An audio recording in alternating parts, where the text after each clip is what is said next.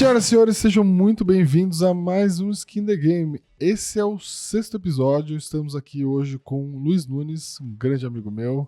Tudo bem, Luiz? Tudo bem, como é que tá? Obrigado pelo convite aí. E estamos aqui também com outro Luiz, Luiz Filipe dessa vez. Bem, Uraia, como é que você tá? Tudo Vivo, bem. Inteiro, sexta-feira? Mais ou menos, sexta-feira, depois, né, quando É. você tem um alvará pra sair na quinta, fica mais complicado. O Né? problema de sexta é que ele sempre vem depois da quinta, né? Exatamente, né? Mas estamos aqui para gravar um conteúdo de altíssimo nível.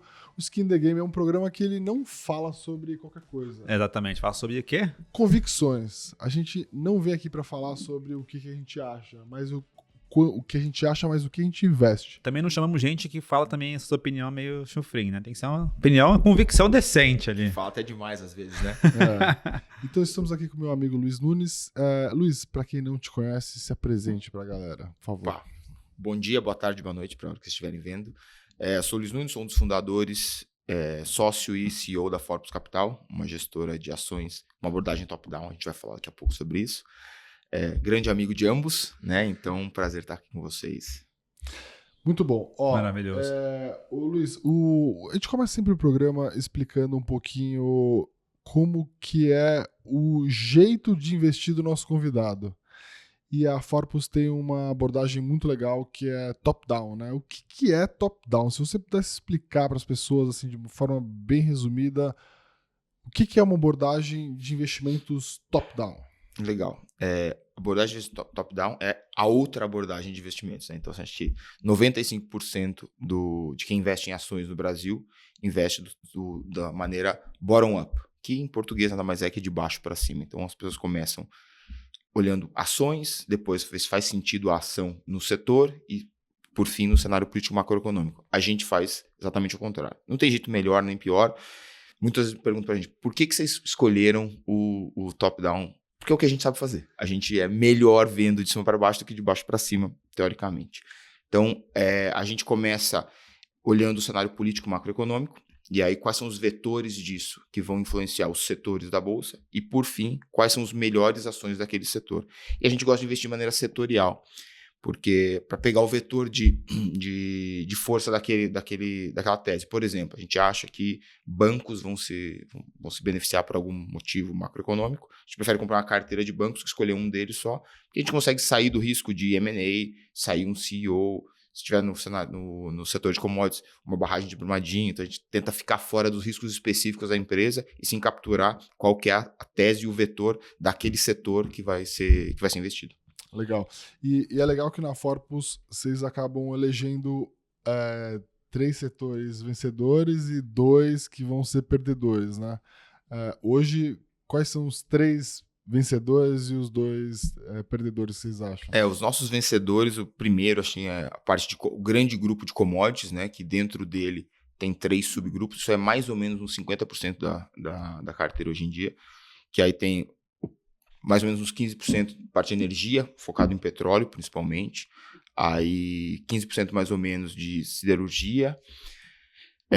E mais ou menos deu 15%, né, mas uns 20% da parte que a gente chama de soft commodities, que seriam tanto as agrícolas, né, SLC, Cosan e tudo mais, e a parte de frigoríficos. Então, o grande grupo commodities, tanto hard commodities quanto soft commodities, é o nosso grupo favorito, porque, obviamente, é uma proteção para a inflação aí. E essa pauta de exportação brasileira é mais ou menos tudo que está na vírgula em relação à inflação no mundo.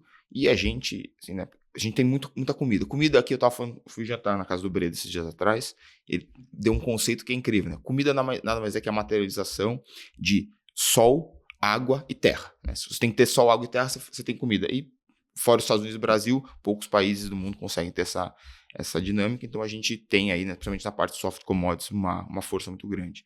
O segundo setor é o setor de utilities, né, utilidade pública, tanto geração, enfim, todas essas, Copasa, CEMIG, Sabesp. O que tem essas empresas? Elas têm, geração de caixa em reais, né? A gente está há bastante tempo, a gente fala sobre isso, bastante tempo que a gente é mais construtivo com o real em relação ao dólar, então isso é uma força para a gente.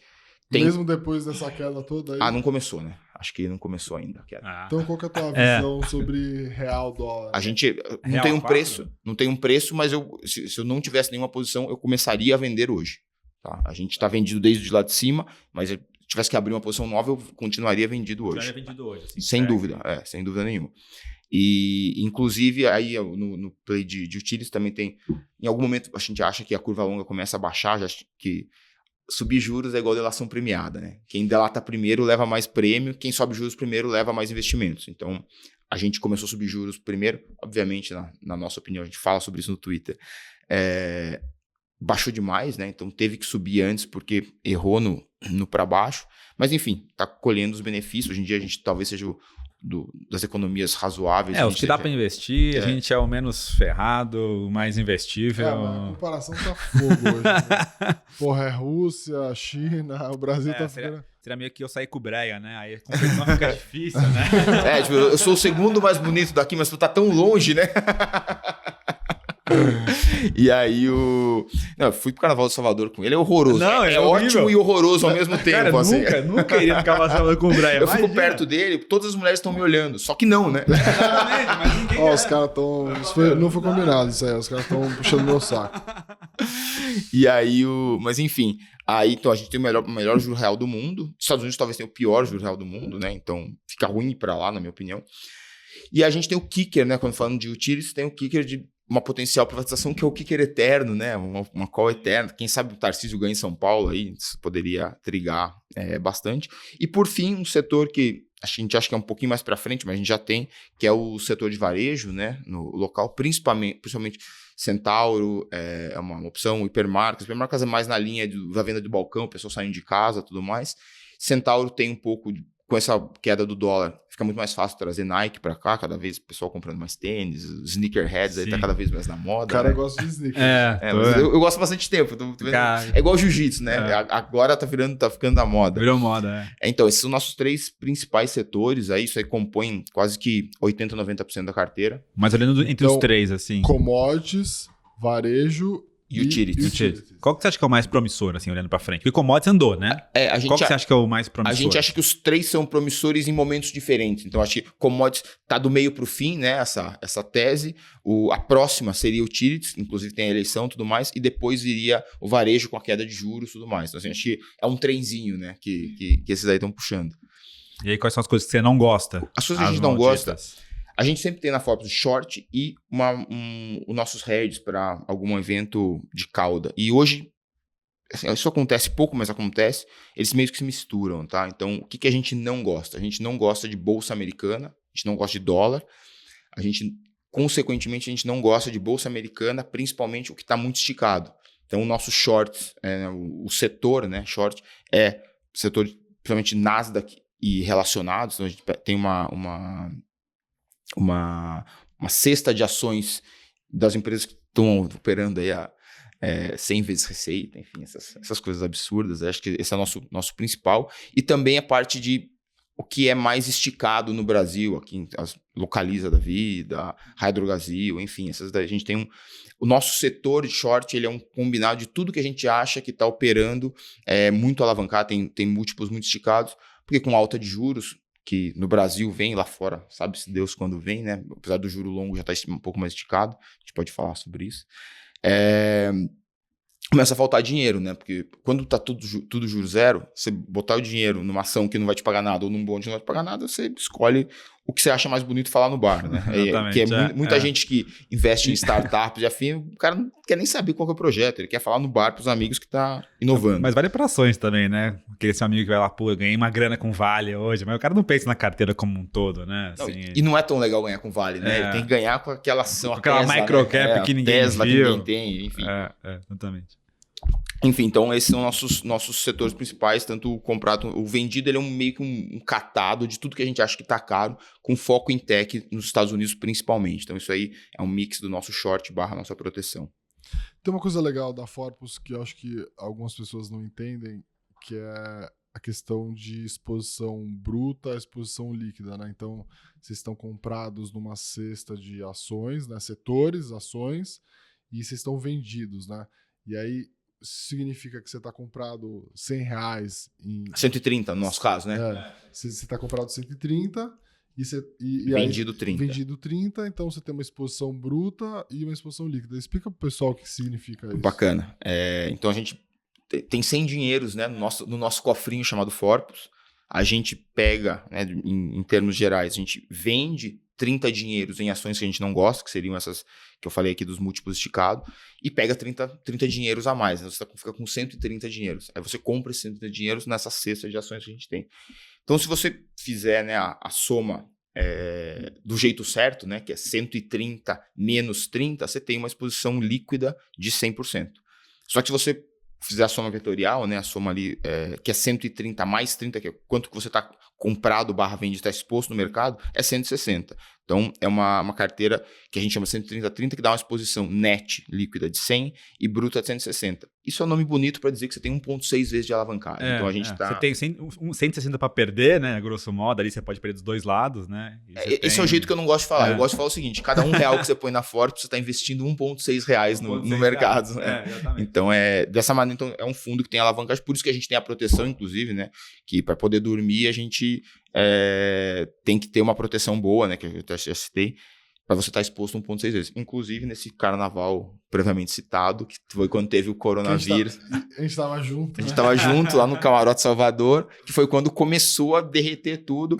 E aí a gente começou a falei, cara, a gente na quarta-feira a gente vai assim, a bolsa tinha caído acumulado, são uns 15% a bolsa americana, a gente abriu subindo 7%. Assim, Isso foi muito louco. A gente tava no Carnaval de Salvador, eu e o Luiz, aí eu falei, cara, começou a dar uma azedada, né, corona, né?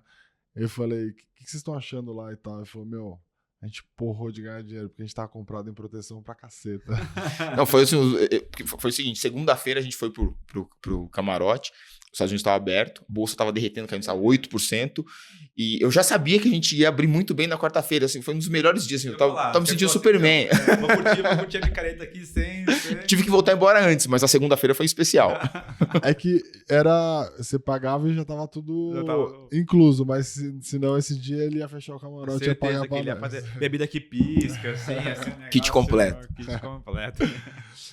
Tem uma coisa legal também que vocês falam já há muito tempo na Forpus, é a questão da inflação, né? A gente tem visto ao longo desses últimos 12 meses, teve a questão da pandemia toda, mas inflação disparando tanto no Brasil quanto lá, tanto no Brasil quanto lá fora.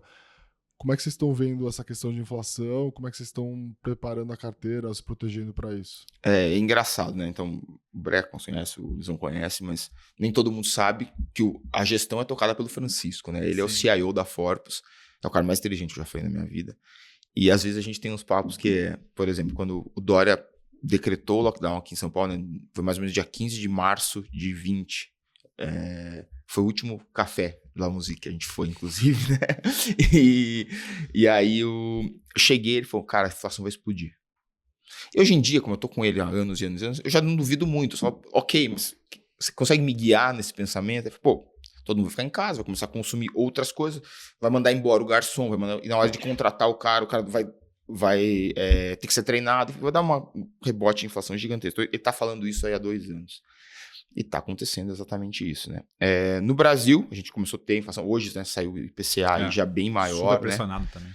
Tudo pressionado, né? O fica em casa, a economia, a gente vê depois, né? Um absurdo, assim. E assim, teve umas histórias no meio do caminho que são inacreditáveis. Pessoas super inteligentes do mercado, e assim, a gente não pode voltar para o escritório, porque se a gente voltar para o escritório, e for no restaurante, o garçom vai ter que voltar a trabalhar. Meu amigo, você acha que o garçom tá em casa tomando vinho, comendo castanho? O cara tá passando fome. Você tá escolhendo do que o cara vai morrer. De fome ou do teórico Covid, que tem 0,0 nada de chance de você morrer. Enfim, chegou, né? A economia de depois, agora chegou. E nos Estados Unidos, isso aí explodiu muito mais, né? Porque a gente aqui pode mexer o juro. Lá nos Estados Unidos, você não pode mexer o juro, né? Eles viciaram, né? O cracudo ali no...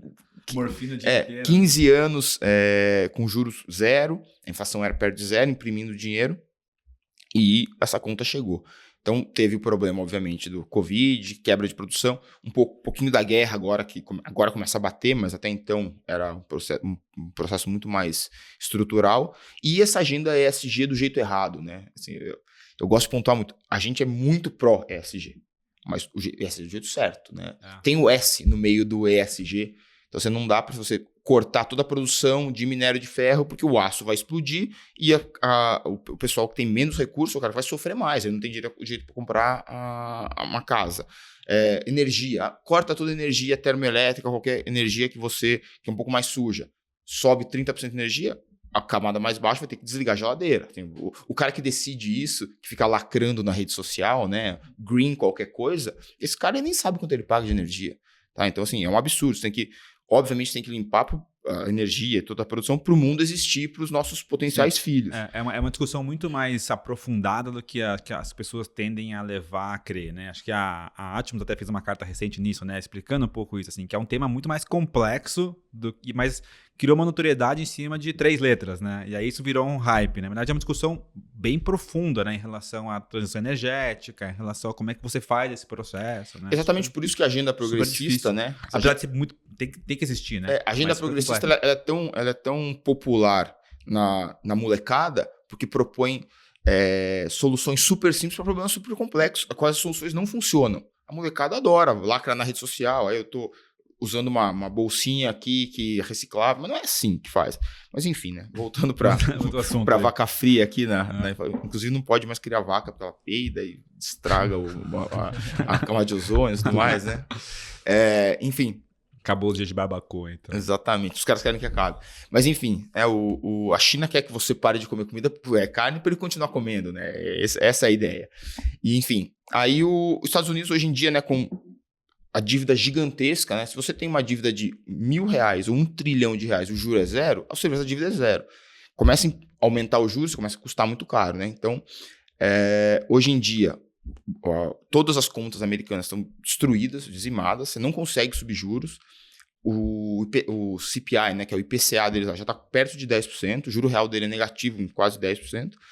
O cara, sabe quando você entra na piscina e tá frio, e aí você fica parado um pouquinho, aquela água que tá bem encostando em você, ela fica quentinha, né? Aí você fica com medo de se mexer pra já. É isso que o cara tá fazendo. Ele não pode se mexer, porque, se ele subir o juro, começou a subir os juros, 0,25. Ele vai subir 0,25 a cada 45 dias, a inflação sobe 1,5 a cada 45 dias. Então, assim, ele só parou de baixar os juros tão rápido. É isso que está acontecendo. Então, você não consegue subir juros. A gente tem visto a curva de juro longa lá empinar, né? Que quanto mais você precisaria ter juro curto e não tem, mais a curva longa vai subir. Mais juro no futuro você precisa ter para exatamente. Você vai, quanto menos dieta aqui, mais você vai ter que fazer dieta lá, cara. É assim.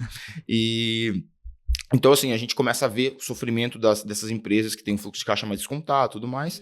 Então, assim, a parte de inflação, acho que o Brasil está super na frente, né? Começou a subir juros antes, então tá se destacando. Com essa entrada de dólar gigantesca que está tendo aqui, começa a baixar a inflação também. Assim, a gente está numa posição muito, muito boa, né? Que eu te perguntar, assim, porque eu tava dando uma olhada, acho que vocês estão na exposição líquida das melhores, assim, maiores do fundo que vocês tiveram. Você tá otimistão com o Brasil, assim, tipo, Otimistão é uma palavra boa, né? Mas não, né? A gente nunca tá otimistão nem negativão, mas a gente acha, assim, a Bolsa Brasileira, que é o índice Bovespa, ele é um índice ruim, né? Então, ele é mais ou menos metade commodities e mais ou menos metade não commodities. É feito para, quando a commodity sobe, o resto não sobe, então o índice meio que não se mexe. A gente acha que tem setores com ótimas oportunidades, a gente acha que a eleição vai ser um evento diferente do que o pessoal está achando, a gente entra nisso aí daqui a pouco. Então, assim, tem ótimas oportunidades, por isso que a gente está um pouco mais gordo em termos de exposição líquida. Mas só para fechar a parte de inflação, assim, os Estados Unidos, ele não tem o que fazer, deveria subir juros. Se ele começar a subir juros de verdade, assim, cara, botar o juro em 6, que vai continuar com um juro real negativo. Imagina um bond de 50 anos que paga 0,25, cara, ele vai cair 80%. Então, assim, o que a gente acha, né? Aí faz parte das previsões do skin in the game. Em algum momento, nos próximos 12 meses, vai ter um comunicado explícito, escondido. O Fed vai dizer para o mercado, a gente vai comprar ações. O dia que ele disser, a gente vai comprar ações, cara, você segura o chapéu que ele vai puxar o juro e o cara do bonde, ele tá ferrado. Porque os Estados Unidos virou emerging markets, né, em termos de tocar política monetária e fiscal, que é o cobertor curto, né? Você mantém o juro baixo, o dólar derrete, mas você segura a bolsa. Puf, caiu demais, começou a subir a inflação. Sobe os juros, cai a bolsa, cara, você fica com aquele cobertor curto. E o Brasil tá, entre aspas, obviamente, né, virando aqui o que era os Estados Unidos nos últimos 20 anos. Caiu compra, né? Então tá um pouco mais simples. Tinha que trocar o trader brasileiro dos últimos 20 anos opera nos Estados Unidos e o contrário. Lá fora, o pessoal, você tem amigos gringos, né? Você fala com o cara, Então, vai ter que subir juros sem atividade econômica. Eu falo, não, então, você não entendeu. Tem que ter atividade econômica, tem que ter emprego, super emprego. Pra você subir. Amigão, você pode ter... 95% das vezes você tá certo. Esse aí é um motivo bom. Só que você vai ter potencialmente que subir juros para rolar a dívida. Então, é o que potencialmente vai acontecer. Que é por que o dinheiro tá voltando pro Brasil. A gente tem uma tese, né? A gente não tem provas, mas também não tem dúvidas, que um pedaço muito grande do dinheiro que tá voltando pro Brasil, né? Esse dinheiro de gringo, na verdade são umas offshores de brasileiro, o cara tirou o dinheiro e tá botando de volta, né? Então é dinheiro de brasileiro vindo pro Brasil, mas com o carimbinho de dinheiro gringo. E por que o cara tá saindo? O trade do malandro dos últimos 15 anos compra dólar contra S&P. O dólar só subiu, o S&P só subiu, foi ótimo. Agora, com tudo isso que a gente falou, acho que isso pode começar a reverter. Muita gente fala, você acha que o real vai se valorizar? Não acho que nenhum trader do Cerberus de Londres vai comprar Brazilian real. Isso não vai acontecer. Mas o brasileiro começa a trazer, o turco começa a trazer, o sul-africano começa a trazer de volta o dinheiro dele, e isso que tá batendo tanto na moeda americana. Mas você acha que assim, que a gente já tá numa... Assim, a gente teve um primeiro momento ali, eu lembro que você olhava as curvas, assim, olhava o próprio Fed Funds, assim, né, o Futures, estava tipo 1 e pouco, só, cara, não dá pra ter uma inflação um juro de 1 e pouco com uma inflação tão forte, né? Mas agora já tá na casa de uns 3, né, assim, 2,5, assim, tá precificando um ciclo em torno de 3. Na sua cabeça, assim, isso aí ainda é muito pouco frente ao que precisa, assim, muito isso aí pouco. É 6, enfim. E aí isso vai ser horrível pra bolsa. Quando tava 1 e pouquinho, qual que era a inflação? 3, né, 3. A inflação é 10. É. Então, assim, o que o cara vai fazer? Ele não consegue subir juro. Ele vai deixar, né? É o negócio que o pessoal chama de white default, né? Que é o default branco, que é você deixa a inflação comer a sua dívida. É isso que vai acontecer. Porque se ele puxar o juro mesmo, cara, a bolsa vai dar limite de baixa infinitos, né? Então, é um cenário muito ruim. Por isso que a gente tem tanta ação brasileira e tanta proteção lá fora. Então, a gente acha que eles estão se botando num corner, e é óbvio, né? Você achar que as autoridades monetárias americanas são burras, você é burro, né? Os caras são os melhores do mundo. Ele sabe que está acontecendo isso, né? Ele não é trouxa. Eles fingem, talvez ele finge. Porque, assim, por anos e anos ele controlou também muito a política de juros dele no gogó. Vou subir, hein? Vou subir, hein? Aí, o mercado cara, o mercado já não acredita mais, né? E assim, ele começa a fazer aquela história do pai, né? Se o pai fala pro filho, se você fizer isso, eu vou te deserdar, o pai já perdeu. Porque se o filho fizer e ele deserdar o filho, ele perdeu porque ele perdeu a relação com o filho. Se o filho fizer e não deserdar, ele perdeu a moral. Então, é isso que tá acontecendo. Vou subir o juro, hein? Se ele subir o juro, ele derrete a bolsa e perdeu. Se ele não subir o juro, ele perde a moral, ele perdeu também. Então, ele tinha que parar de falar. É muito ruim, assim, a política... Eu não sei exatamente como deveria ser tocado, mas não é do jeito que tá sendo. A gente está vendo o juro indo para 12,75, depois talvez até 13, né? E inflação, hoje essa inflação surpreendeu um pouco para cima. Qual a visão de vocês aí para juro e inflação? A gente vai ter juro alto até quando? Inflação vai surpreender? O que vocês estão achando? Acho difícil baixar juro antes da eleição, né? Acho que tem sempre esse trigger no Brasil. Mas a gente já está assim, num patamar de juros que, na minha opinião, é mais que suficiente. Acho que a gente vai começar a sentir uma redução dos índices de inflação. Vai subir mais um pouquinho, sei lá, 0,75, 1,5, tanto faz, né? Não é 1 em cima de 1, né? É 1 em cima de 13, então muda pouco. E aí depois acho que a gente começa a ter, já vai ter uma inversão de curva, acho que a gente começa a ver uma baixa de juros aí o ano que vem. Não importando muito quem ganha a eleição, acho que não importa muito quem ganha a eleição, os primeiros 6 a 12 meses são meio parecidos, né? Depois, provavelmente bem diferente, mas eu acho que tá no fim do ciclo. Eu acho possível surpreender e não vir 1 agora, na próxima vez, a 1,075, acho isso possível, né? Possível é diferente de provável, mas acho possível. E acho que o Brasil tá, assim, foi muito ruim a tocada de juros para baixo, mas tem sido melhor a tocada de juros para cima. Acho que ele vai dar uma segurada aí em algum momento, que já tá no fim do ciclo, na minha opinião. Sim.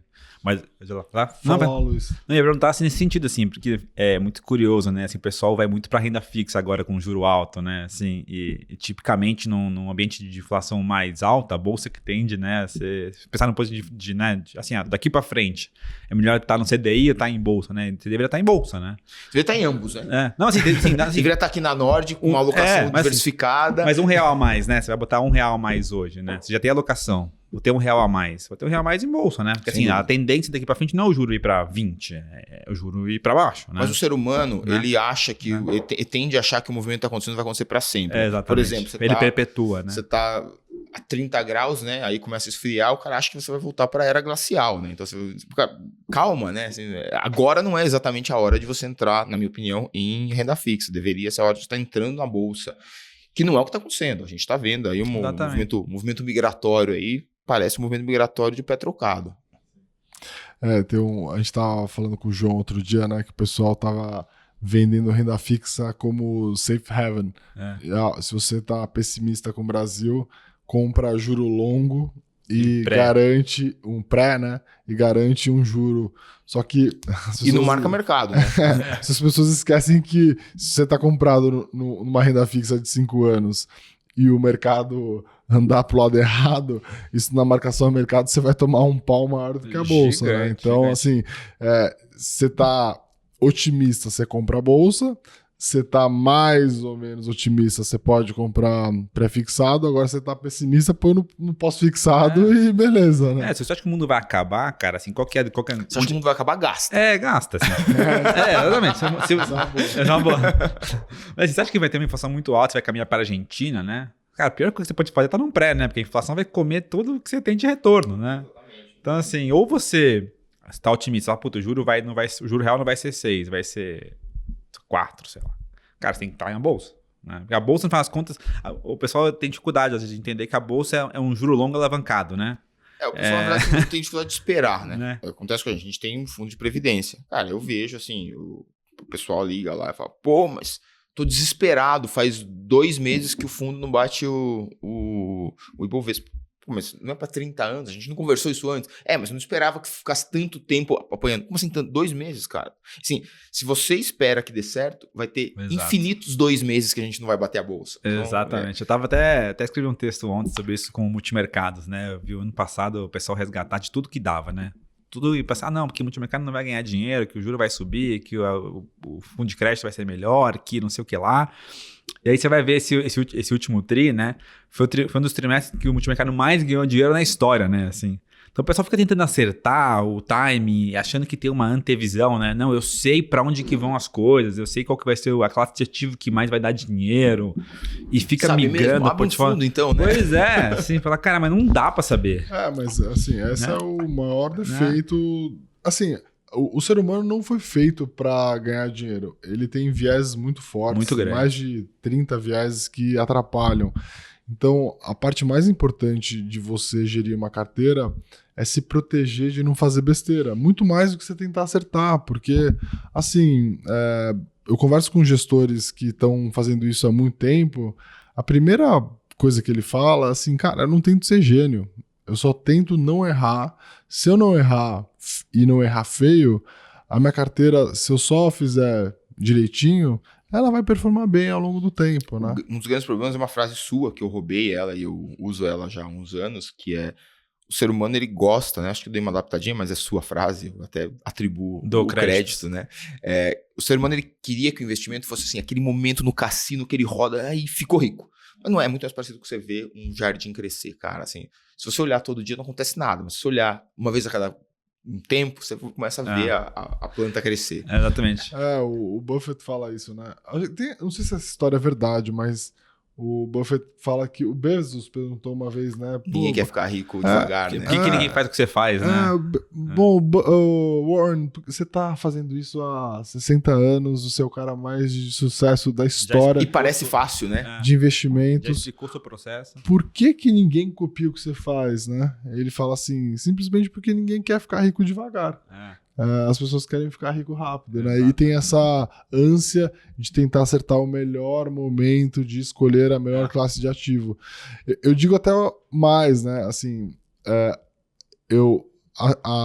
essa ânsia de você tentar acertar o melhor momento de cada classe de ativo é o jeito de você mais perder dinheiro, porque Geralmente você vai ficar pessimista com bolsa quando a bolsa tá ficando pessimista e todo mundo sabe que é pra ficar pessimista, e depois você vai ficar otimista quando todo mundo acha que é pra ficar otimista com bolsa. Exatamente. Você vai comprar a bolsa no high, né? Porque... Esse é o jeito mais perfeito de você perder muito dinheiro. Compra no high, vende no low, repita até acabar seu dinheiro. Exatamente. Repeat, né? Repeat. Legal. Ô, Luiz, vocês têm uma visão super top-down, né? Que é de você analisar o macro e ter posições depois mais micro, né?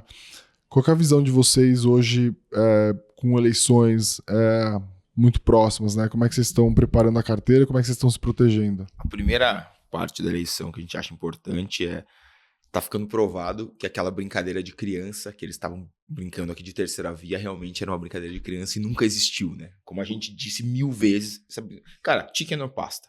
É isso. Qual a possibilidade de terceira via? Que existe. É uma terceira via que a gente chama de terceira via endógena. O Lula apoia alguém, deixar de ser candidato. O Bolsonaro apoia alguém, deixar de ser candidato. Essa é a chance de terceira via. Ah, pode ser que o Leite tenha 10%. Pode, mas e daí? Ah, não, o cara vai ter 10%, vai tirar do bolso. E daí? Né? Você vai votar em quem no segundo turno? Daqui a pouco vai começar a narrativa do tempo de TV, e aí começam as histórias. Assim. Primeiro a pessoa erra, depois a gente justifica por que erra. Exatamente. Né? Inclusive eu faço isso. Né? Aí a gente acha o seguinte, o processo eleitoral vai ser um pouco mais tranquilo do que espera-se. Bolsonaro e sua chapa, né, tem 30%. Lula tem 30%. Os dois vão para o segundo turno assim, nenhum dos dois se elegem assim. Então, eles vão ter que, de verdade ou não, eles vão ter que sinalizar o centro em algum momento, pelo menos com suas propostas, com suas alianças. Então, a gente acha isso super positivo. Eu acho que o Lula estava... Eu não sou um grande acreditador de pesquisas, mas acho que o Lula realmente estava na frente em algum momento, aí, pandemia. Acho que o Bolsonaro está num momento, né? Hoje é dia 5, né? Talvez dia 8. Hoje é dia 8. Talvez acho que o Bolsonaro tá num cenário aí que tá andando um pouquinho melhor, mas isso muda pra caramba. Então acho que eles estão... É só ele ficar quieto, né? Que aí ele aumenta... Exatamente, a chance de ganhar. Eu acho que tá começando a aprender isso, tá? Demorou 4 anos pra aprender, né? Vamos ver o que ele faz nos próximos 4. Se for ele, né? Obviamente. Eu prometo não falar nos próximos 4 anos. Vou botar alguém pra falar pra mim lá. No primeiro turno. Aí Mas é o seguinte, eu acho que com a economia voltando, né? Se a inflação ficar controlada e tiver emprego, é muito difícil dele não ganhar. E o Lula tá ajudando bastante, né? Falando aí de ameaçar deputado, enfim. Assim, antigamente a gente achava que o Lula falava melhor porque ele falava menos nas redes sociais, tinha menos exposição, né? Porque, cara, não é possível, as coisas que ele fala é inacreditável. Mas, enfim, a gente acha que o cenário, o legislativo vai ser muito melhor, vai ser um legislativo reformista, né? Então, acho que isso é bem importante, tanto os deputados quanto os senadores. No Brasil, no fim das contas, é isso que manda. Eu acho que se o Lula for o presidente, ele vem um Lula rancoroso, não vem assim... Ah, não, e se vier um Lula centrista? Tipo, e se vier um Bolsonaro super articulado? Cara, isso não existe, meu amigo. Assim, não dá. Porra. E se vier um elefante que voa? Só tem o Dumbo. Não existe isso. Isso não existe.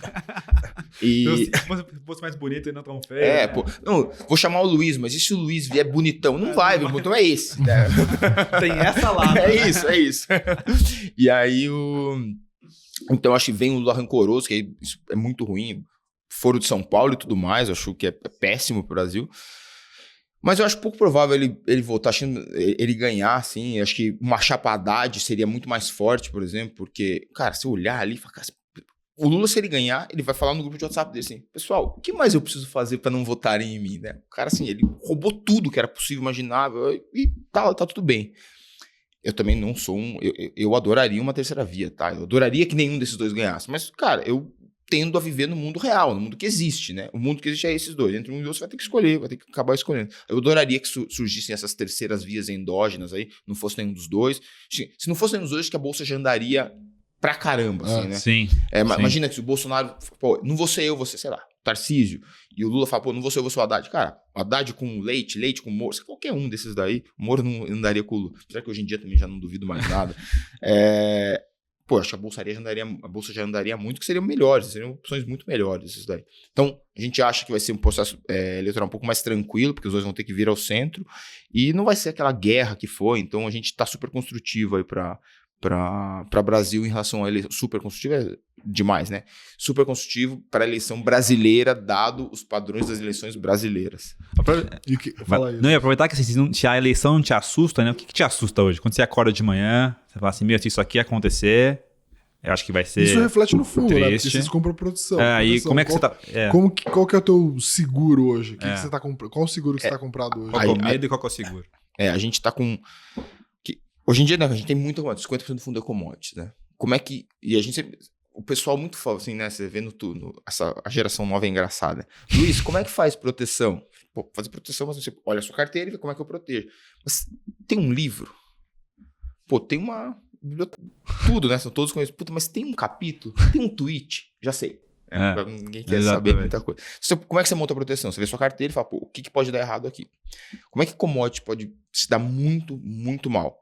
Subiu o juro lá fora, principalmente. Subiu o juro lá fora, assim, commodity, realmente você tem um freio muito grande. Apesar das soft commodities ser menos, porque você não consegue parar de comer, mas as hard commodities teriam um impacto muito grande. O que aconteceria se ele puxasse o juro? A bolsa lá fora ia ser dizimada. Então, a gente tem as nossas proteções através das puts lá em Nasdaq, enfim, todos esses papéis. Qual que é um risco da nossa carteira muito grande, que é um risco que a gente não consegue redear, ou consegue redear de uma maneira muito porca, que é se por um evento, o qual eu não sei qual é, a inflação global passa a reduzir. Que economia é uma ciência não exata, né? Então, eu acho que não tem muita chance da inflação baixar sem alta de juros. Mas vai que, não sei, cria uma nova tecnologia, cria sei lá o que, a inflação global passa a reduzir. Isso é um risco muito grande da carteira, porque a bolsa não cai, nossa produção não funciona, as commodities começam a cair. A parte boa é que a gente não vai acordar e falar, deu limite de baixa na inflação. Não existe isso, né? Ela começa... É um processo. E aí você começa a ajustar a carteira, que é ao contrário do, deu limite de baixa na bolsa americana, porque o cara puxou 1,5 juros. Isso aí a gente tende a estar protegido. Então, o risco da carteira não protegível, né? Seria ter uma queda da inflação, um soft landing de inflação. Isso seria um risco da carteira. Boa. A gente tem um quadro aqui, maravilhoso. O Luiz, que é o levantador de bola desse quadro, que é... O boleiro é ele, né? Mas só para deixar claro aqui. Que são 3 chutes no ângulo e 3 chutes na lua, né? Que é basicamente você contar 3 grandes acertos e 3 grandes erros. Exatamente. Conta aí pra gente. Começar pelos acertos. Eu vou deixar meu maior acerto pro final. Assim, acho que um segundo acerto muito grande que a gente fez quando a gente montou o fundo, lá em 2015, era o Dilma, perto do Dilma 2, o Brasil tava horroroso, né? Assim, tinha 2 tipos de pessoas, né? Quem vai embora para Miami e quem é otário. Né? E aí a gente criou um novo tipo de pessoa, que é o otário 2 vezes. Você fica no Brasil e monta um fundo de ações, né? Então, assim, a gente fez uma carteira toda defensiva, só com exportadores e tudo mais, e a gente apelidou essa carteira de carteira do Brasil que não funciona. Então, para ela andar, o Brasil tinha que não andar. Como é que você protege uma carteira ruim? Com calls, pensando que pode dar certo, né? Então a gente falou, o que pode dar certo? A Dilma sair. Se ela sair, provavelmente as estatais vão andar. Então a gente fez uma carteira de proteção de uma carteira negativa com calls, Petrobras, Banco do Brasil e tudo mais. Foi quando a Dilma saiu, né? Lá em março de 16, que foi a delação do Elcídio do Amaral. Não foi quando ela saiu, mas quando o mercado precificou. A bolsa subiu uns 15%, a gente subiu 72% aquele mês. Então foi a maior cota. Então, assim, só para ter uma base, Banco do Brasil saiu de 9 para 21 em 3 dias. Que foi um dos raríssimos vezes no Brasil que a bolsa subiu com alta de vol, né? Isso é muito raro, né? Porque volatilidade quer dizer risco. Normalmente quando a bolsa sobe, a vol cai. Só que quando é uma porrada muito grande, então assim, a gente tinha opções que valiam 1 centavo, que passou a valer R$2. Isso é muito louco, né? Porque quem entende de gestão de portfólio, né? Você faz um portfólio que ele vai subindo devagar, né? E quando ele cai muito rápido, né? Então, assim, a volatilidade, para quem entende volatilidade, né? Geralmente isso tende a ser um detrator de performance, porque você está comprando, né? E aquela vol não te machuca, mas você é obrigado a zerar quando o negócio despenca. E isso né, se você não tem uma boa gestão na tua carteira, isso tem de ser um detrator, porque você é sempre zerado no pior momento do mercado, né? Exatamente. Então essa foi, acho que a terceira, foi um grande acerto. Tem um outro acerto que eu gosto sempre de pontuar, que é o acerto quando você faz a coisa certa, mesmo sem saber qual é o exato motivo, que é o caso quando a gente estava em Salvador. A gente estava protegendo muito a carteira com venda com puts de S&P desde 2016, desse momento. Daí para frente virou nossa proteção. A gente sabia que os ativos de risco americano estavam super pressionados, mas o que faria ter esse Qual é o derretimento? trigger, né? A gente não sabia. Em algum momento a gente começou a achar que seria a indicação do candidato democrata de extrema esquerda. Acabou que o Biden, que provavelmente vai ser o pior presidente da história, ele vai ser pior que o Obama, o que eu achava impossível, mas vai ser.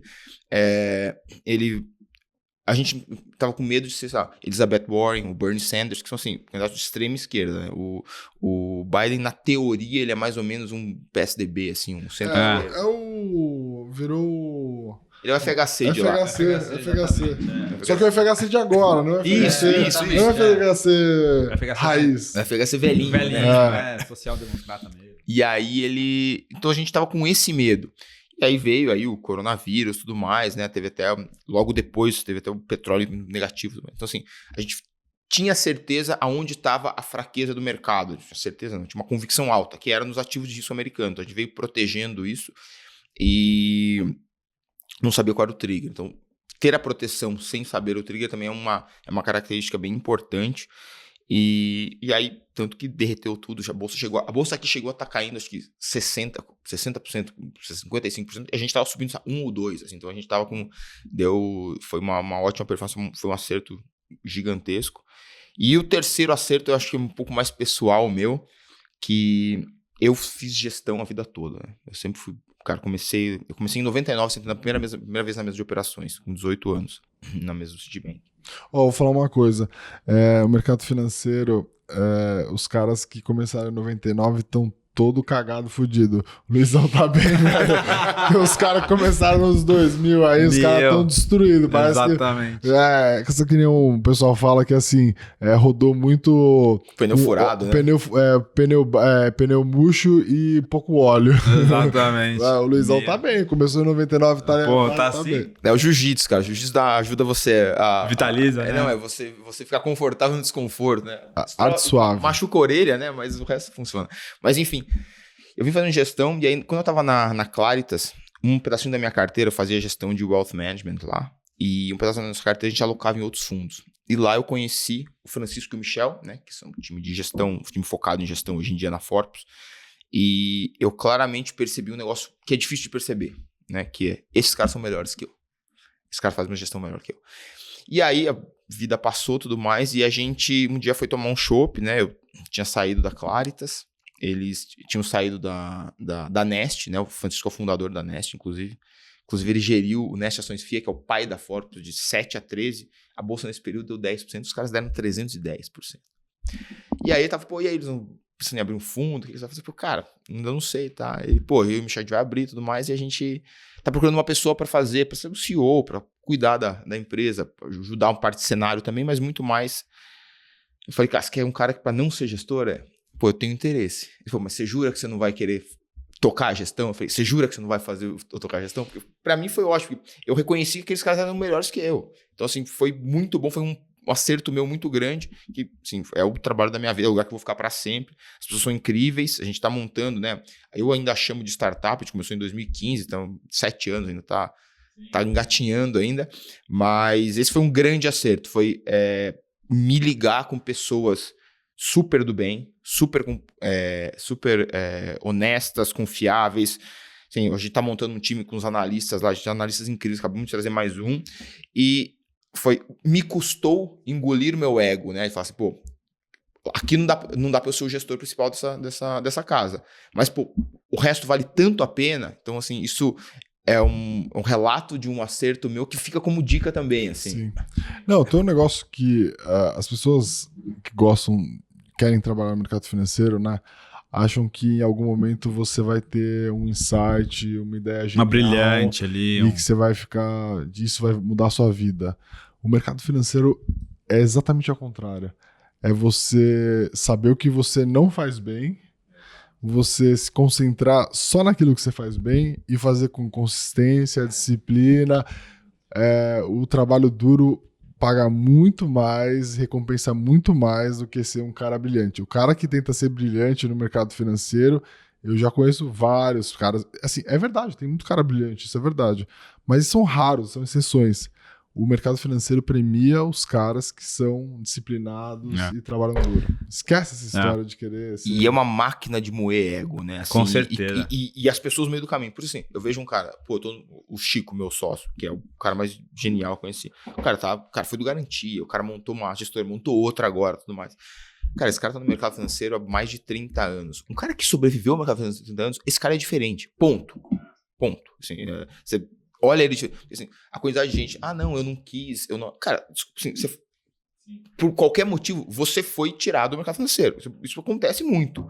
E, não, eu não quis mais, aquela pressão pra mim. Cara, fala o que você quiser. Tudo bem, você não é uma pessoa pior, mas o mercado financeiro te limou em algum momento. Assim, isso realmente é um negócio que o mercado financeiro tá aí pra isso. Eu tenho percebido duas coisas, assim, que acho que vai uma linha com o Brega que tava falando também, mas outra que você tava falando.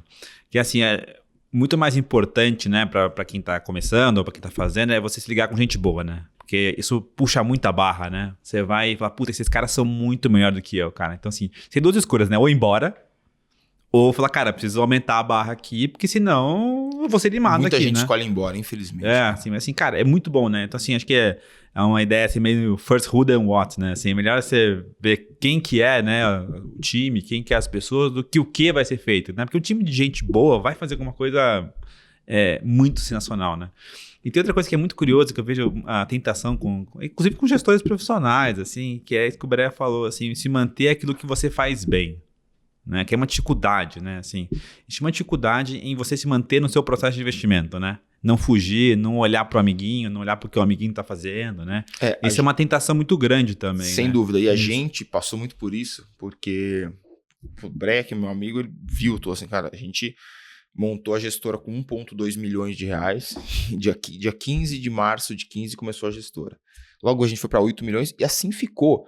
Tanto que em 2018, quando o fundo subiu 50% no mês, o fundo subiu 70% no mês em 16, 50% no mês em 18, que foi na eleição, a gente foi de 40 para... A gente foi de 50 para 75 milhões, assim, em 2018. Então, assim, cara, as coisas demoram muito, né? Então, a gente teve ali oportunidades... abre um fundo XYZ que eu ponho e te dou um seed. Cara, não é isso que a gente faz. Cara, me vende um pedaço da gestora que eu ponho um seed. Não é assim, cara, me dá 80% de rebate. Cara, a gente não foi. Então, foi no processinho. Hoje em dia, a gente tem um PL de mais ou menos 1,5 bi, com uma qualidade boa, mas assim, custou muito caro. Custou, por exemplo, a gente não ter salário de 2015 a 2019. Acho que quando a gente foi lá, né, Brega? Acho que 2018, talvez? 19, que a gente foi a primeira vez lá na Ford. 19, né? Eles estavam nessa fase aí, sei lá, 100 milhões, tipo, cresceu um absurdo, né? Desde lá. Assim, porque tem que botar na plataforma, assim, e é um negócio que a gente descobriu. É difícil você entrar na plataforma inicialmente, então, eu fui falar com os assessores, aí ajuda um pouco, só que aí o que mudou mesmo de patamar foi ir para rede social e falar com a pessoa física que no fim das contas é o seu chefe, né? Quem tem cliente tem chefe. Ele pedir, então você vai fazendo um processo todo para você entrar nas plataformas, depois começar a distribuir. Eu tava falando com outro gestor bem famoso também, ele falou assim, cara, erro do gestor é achar que o cliente não é chefe dele, né? Se o cliente for lá e puxar o chefe é o cara que acabou, bicho. Pra quem você emite a nota fiscal. Acabou, bicho. Assim, o cara vai lá e puxou o cabo. Acho que é o Nardon que fala isso. Tava lá no G4, o pessoal fala... o chefe do empreendedor é o cara para quem você emite a sua nota fiscal. Que é o chefe de quem trabalha numa empresa, é o cara que te paga seu bônus. Então, que é a mesma coisa, né? O cara que você emite a nota no fim das contas. Exatamente. A gente não pode fugir muito do nosso plano aqui. Agora você precisa falar das suas bolas na lua. Vocês erraram, você falou de 3, então você falou... a Dilma. Dilma, né? Comprado estatais. Depois proteções. Proteção do que a gente mirou algo que não sabia exatamente o que era e deu certo. Ter achado seus sócios. Só meus sócios. Foi meus grandes acertos, assim. Acho que erro de gestão. Vamos falar um bem atual. A gente, por exemplo, ano passado, a gente tinha uma convicção alta de que ia ter esse derretimento de empresas que tem os múltiplos mais esticados, né? Que aconteceu no Brasil no segundo semestre, aconteceu agora nos Estados Unidos no primeiro semestre, né? Então, E aí, qual que é a história, né? No Brasil aconteceu no segundo semestre e a gente achou que um ia proteger o outro. E a gente acertou, teoricamente, agora, né? Falando depois com a obra pronta, a gente acertou o movimento. Mas a gente errou o time. E você acertar o movimento e errar o time, você errou, né? Tá errado. E isso que é bacana no mercado financeiro, você tem cota. Ah, não, eu acertei tudo, mas por que tua cota tá caindo? Então, assim, né? Então, foi o nosso primeiro semestre, né? A gente tem 15 anos de cota. Foi o nosso primeiro semestre que a gente perdeu pra bolsa. E nesses 15 anos. Por quê? Porque a gente errou o time. Se você errou o time, você errou o trade. E acabou. Acho que essa é uma das grandes lições que a gente teve aí. Uma outra, no passado, a gente é super, super, super preocupado com liquidez da carteira. Assim, é um negócio que é muito grande. Mas lá em 2016, teve um momento, a gente tem uma métrica que a nossa carteira tem que ser zerada em 15 dias, porque hoje, né? Era em 30 dias, que é o prazo de resgate. Só que aí teve um azedamento de mercado ali, logo depois, ali perto do Temer, ali no momento que ele teve o negócio do Joesa e tudo mais, e o mercado sumiu totalmente a liquidez. Então, aquele nosso 30 dias, ele não foi para 32, cara, ele subiu para 70 dias. Então, a gente teve que trocar um pedaço bom da carteira, e isso serviu de lição muito grande, que você tem que ter liquidez, mas você tem que ter liquidez pensando que quando você for precisar mais dela... Ela não vai existir. E o mercado vai azedar, né? O problema também de quando o mercado cai é que ele cai com mais vol e cai com menos liquidez. Não tem ninguém para comprar, né? Então, assim, eu lembro de ver o book das ações na crise, tipo, negociando muito pouco, cara.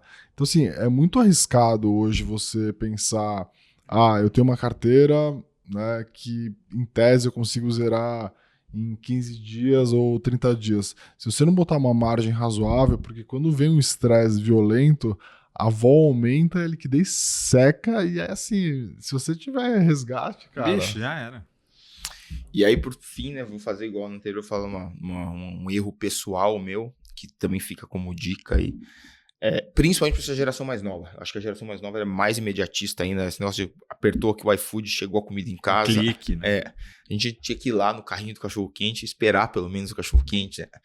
E, cara, em alguns momentos da minha vida, eu tive muita pressa e, consequentemente, pouca paciência na carreira. Então, não quero dizer o nome, mas num lugar que eu entrei para trabalhar, que a gente estava montando, inclusive, esse lugar.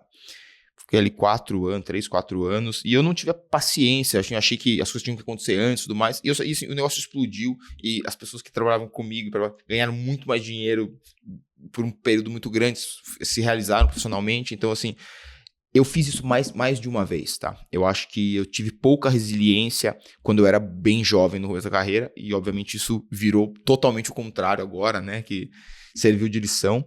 Então, acho que esse erro, que é um erro que eu até repeti algumas vezes, que é não ter insistência e paciência na minha carreira naquele momento. Eu fiz isso algumas vezes e eu acho, assim, é um grande erro que não faço.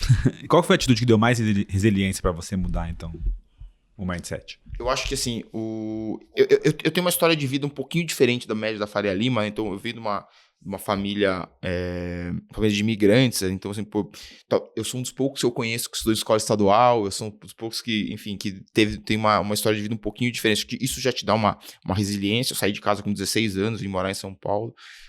Tem até uma história engraçada, que a gente morava num apartamento super apertado, e tinha um triliche nesse apartamento, e nesse triliche dormiam 3, eu e mais 2, né, eram 6 pessoas, num quarto só, então, e nesse triliche, um deles virou CEO do Banco ING, um deles é o atual diretor responsável por M&A no CS, e eu naquele triliche. Então, aquele triliche ali, eu queria recuperá-lo, e aquele triliche era engraçado, que eu era o do meio em algum momento, e você entrava para dormir de costas, só que a altura do triliche era menor que isso. Então, se você quisesse virar de bruxo, você tem que sair do triliche e entrar de novo. Então, esse tipo de coisa, você se ferrar na vida, acho que dá bastante resiliência. E o jiu-jitsu, tá? O jiu-jitsu é um negócio que eu luto aí há 23 anos. Já fui campeão brasileiro, fui mais de 10 vezes campeão paulista, campeão sul-americano. E ele te põe tem uma frasezinha que virou moda aí, que é você ficar confortável no desconforto. Eu acho que você fazer um negócio todo dia, que eu vou lá, eu apanho todos os dias. Todos os dias que eu quiser, eu vou treinar com alguém que vai me bater. Então, isso aí te dá uma resiliência grande. E, cara, eu acho que resiliência, no fim das contas, né, não é só você continuar fazendo, você continuar fazendo acreditando que vai dar certo. E é um negócio que tá super fora de moda aí, mas eu sou velho, né? Então, velho pode ficar fora de moda. Cara, eu acho que você tem que ter fé. Você tem que acreditar que o negócio vai dar certo. Então, obviamente, esse negócio parece que vai dar certo, né? Cara, e fazer com vontade, com alegria, com amor e com fé. E assim, acho que falta muito isso também aí pro pessoal. Então, isso tudo gera resiliência, porque muita gente fala, pô, escolhe uma coisa que você faz bem. Pô, eu sou bom de Excel. Como é que você é bom? Por que você é bom de Excel? Porque eu faço Excel pra caramba. Pô, por que você é bom de resiliência? Porque eu tento as coisas e dá errado pra caramba. Assim, pô, enfim, qualquer dor na sua vida, se é a primeira vez que você passa por ela vai doer mais, né? Então depois você vai treinando. Então acho que você se expor, você sair pro mundo, você ir lá e ver o que dá certo, o que não dá certo e continuar tocando a vida. Acho que é isso, assim, tocar pra frente. Sabe que é muito louco, né? Que você pega as maiores histórias de sucesso, qualquer uma, pode pegar, a que você quiser. Não teve nenhuma história facinha, Facinho, né? tranquilinha. O cara camelou e ele passou muito tempo... meu francês aqui, que é ralando o cu na ostra. Cara, e assim, as pessoas acham que vai ser alguma coisa diferente disso, né? Então, assim... Como diria o indicado a Academia Brasileira de Letras, né? De onde vem os diamantes? Da lama. Mano Brown, cara. É isso. Tá. Assim, por que você acha que o dinheiro grande, a porrada grande vai vir assim, de uma história muito... Assim, capaz, você pode, né, beliscar um foguete por acaso e dar certo. Mas assim, pega todas as histórias de grandes sucessos do mercado financeiro, o cara sempre conta uma história triste, cara, porque a história é dura. É sofrida, cara. E eu tava vendo uma aula do Jordan Peterson, né? E ele fala um negócio que o vilão e o herói, eles são a mesma pessoa, né? Você vai todo o Batman e o Coringa, você todos assim, é o cara que foi lá e ele teve um problema muito grande no passado. Assim, o mundo me machucou no passado. O herói, ele fala assim, o mundo me machucou no passado, eu vou evitar que isso aconteça com outros. E o vilão o mundo me machucou no passado, eu vou fazer isso com outros. Então, assim, é como você responde ao mesmo estímulo. Então, assim, é isso, cara. Você vai apanhar, e aí entra também a frase do filósofo Rocky Balboa, né? Não é quanto você consegue bater, quanto você consegue apanhar e continuar andando pra frente. Continuar seguindo, no né? fim das contas, é isso, cara. Luiz, estamos indo para o nosso final. Você tem uma frase maravilhosa, uma pergunta maravilhosa que você deveria fazer, né? Qual é? A última pergunta do nosso maravilhoso Você podcast. faz. Vou fazer. Mas então, assim, que atividade, livro, o que você quiser, serve para ser skin the game que não tem nada a ver com investimento? O que você falaria para uma pessoa... Tipo, cara, não passe a sua vida sem fazer isso. Tipo, tem que ser skin the game. Aqui é tudo skin the game. Então, a gente fala, eu invisto nisso, eu acredito nisso, e essa pergunta é skin the game não relacionada a investimentos. Cara, na verdade, não sei se é exatamente o que vocês queriam ouvir, mas a minha vida eu tento, na medida do possível, pautar por dois quotes, né? 2 dizeres.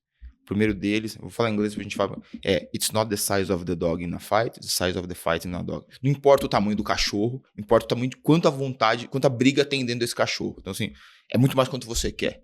E o outro é, the way you do anything is the way you do everything. Então, o jeito que você faz uma coisa, é o jeito que você faz todas as coisas. Então, eu tento pautar minha vida que é muita força, muita resiliência e tudo mais, e tentar fazer em state of the art, né, da melhor maneira possível, tudo. Assim, se você acha que você vai fazer um negócio meia boca, você não faz esse negócio meia boca. Você pega o hábito. Se você trabalha meia boca, você provavelmente vai namorar meia boca, você vai ser um amigo meia boca, você vai praticar um esporte meia boca. Se você faz menos...